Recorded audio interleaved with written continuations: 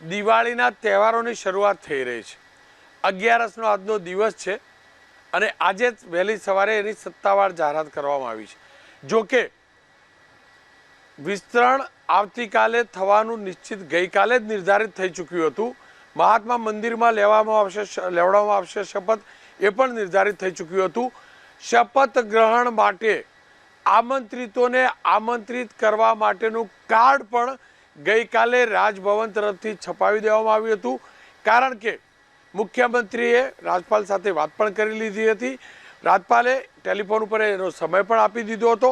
આવતીકાલે 11:30 વાગે શપથ ગ્રહણ સમારંભ શરૂ થશે અને સ્વાભાવિક જ આપણે તમામ લોકો જાણીએ છીએ 12:39 બીજેપી વિજય મુહૂર્ત સમજતું હોય છે, ગણતું હોય છે અને એ વખતે શુભ કાર્યોની શરૂઆત કરતા હોય છે।